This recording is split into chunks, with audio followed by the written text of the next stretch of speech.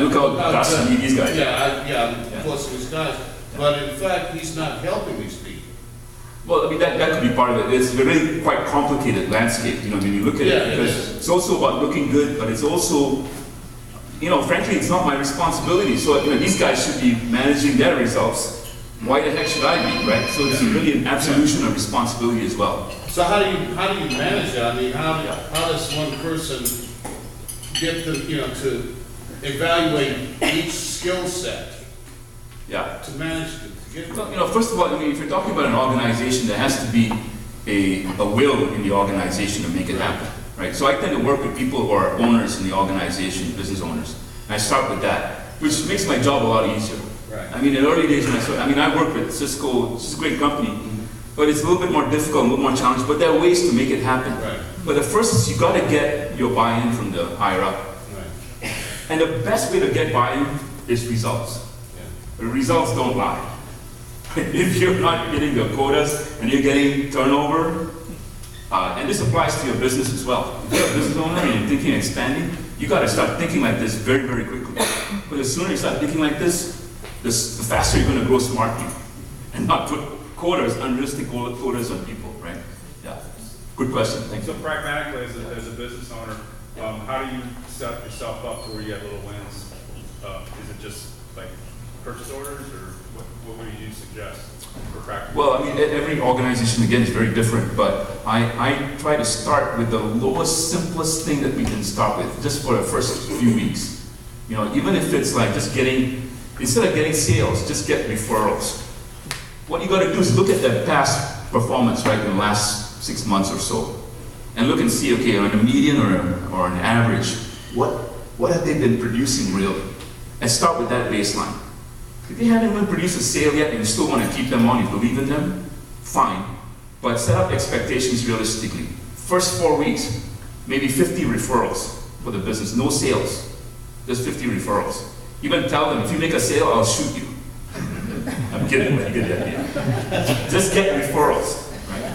And if you work with that and you set up expectations realistically, you're going to build up more dopamine for these people, and they're more likely to want to learn how to, now, okay, you know what, I made 50 referrals, I want to learn how to close these guys.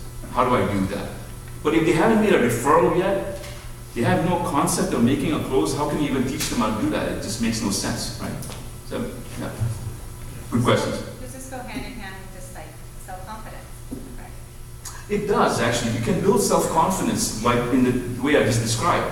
You know, I mean, if you look at anybody who's really successful today. I mean, look at the Beatles when they first started. I promise you, look at the old photographs, and they didn't look very confident, right? They look kind of haggard, probably for other reasons, but I won't mention it. But anyway, you get the point. But when you start building up your skill and your challenge level, you start going to flow more often.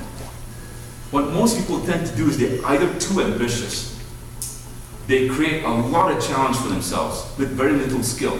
Some of you are trying to do a lot of marketing right now, but you don't have the skills yet to really determine what are the best strategies, how to manage my time so I can really get the best out of my marketing time, etc.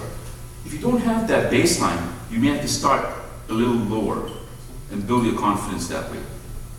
And if you build your confidence, frankly, I mean, it's easier to take on bigger things as you go along. I mean, the example is, you know, when you start working out, you don't start working out with a 150-pound bench press the first day. That would be almost disastrous, right? But you start out with what, maybe 5 pounds, 10 pounds, and then you build yourself up. Now your confidence goes up way more when, in my experience with coaching people, when they start with small stuff initially, they build up better. It's a better build. It's usually like this. You know, some ups and downs, but it's usually an up. When you put too much stress on people, realtors are a great example. You know, they build up a skill, they get this challenge, they make a sale, and then they go, I'm bored now, and I want to take some time off, right? And then they have to build up again, and it becomes very stressful. And over time, their performance actually goes like this. It's up and down, but it's coming like negative sometimes, yeah. So what I advocate is really the opposite. I hope I'm answering your question and haven't gone on into a biblical explanation of performance. Thank you, I appreciate that. I tend to do that. Yes, sir, right back there. Shout it out, yeah. In terms of like measuring your metrics, Is there a particular time period that you focus on? Like, should you check, if I'm planning to make 20 calls today, should I measure today's performance, or should I measure on a weekly basis? Both. Both. Both. You want to do both. You want to do microscopic and macroscopic. So I tend to look at day, week, and month, and year. But I start off usually with day for some people because they're overwhelmed, and frankly, trying to have them measure a lot of things will drive them crazy. So it varies from person to person, but generally, when I first start, if it's a starting newbie business person or salesperson, just daily. Just do daily stuff. And then you should probably check to see how you do on certain days, because every day is not the same, right? The more often you check, the better. Because you gotta treat your business like a ship captain. If you don't check your position of a ship within a day, you could be in trouble. Bad trouble, right? Yeah. So you want to check it more frequently. Yeah. This might be more specific, but as far as time management, do you recommend spending a whole day on the phone, and then, or do you break up the day into different No, don't spend a whole day because you'll have diminishing returns for sure, right? Your brain does not handle it. But you want to break it up. Some people advocate doing 25 minutes. I tell you, I advocate a more useful strategy, I feel. And based on measurements, I find it to be more useful. And that is make it flexible. Because every day is going to be different for you. Some days you may have to run errands, etc. So you have to make it realistic and flexible. So some days you may want to do just an hour or so of doing a sales spurt, but have a clear outcome at the end of it. Because if you don't have a clear outcome, you may be spinning your wheels. If you say, okay, I'm just going to do sales calls for the next hour, that doesn't tell you much. But if you say, I'm going to get at least 5 referrals and 2 appointments, now you set up something for the hour, right? You also feel a lot more accomplished when you do that. The other thing is, if you start doing it that way, outcome-based rather than action-based, you can start spreading out your time more because you don't have to get everything done in 1 week or even 1 day. Most people, when they first come here and look at their schedule, it looks like it's packed with everything. It looks like a sardine can, right? With sardines in it. Everything is squeezed together. But when you start thinking in terms of outcomes, you can spread out your outcomes over time.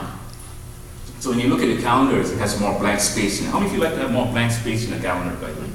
More free time. 1 or 2 of you, the rest of you have. Great, thank you. Maybe Matthew had a question, no? Matthew, question.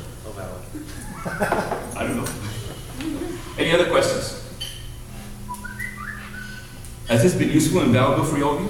Yes. Please raise your hand if you found this useful and valuable. Please raise your hand if you didn't find this useful and valuable. Please let me know if you never raise your hand at all. Okay, thank you. Well, I appreciate this. This is what I love to do. It's my passion, is to help people, even in speaking engagements like this, to find their way. And, like my coach used to tell me, well, he didn't tell me this. It was actually Gloria Steinem who said this. The truth will set you free, but first it'll kind of piss you off. And it's always good to find out the truth first about how the brain works, so that you can actually get on with your life. So thank you for giving me an opportunity to make a difference in your life, and for the joy of expressing this. Thank you a lot, and if you have any questions, feel free to come and talk to me. Take it from there.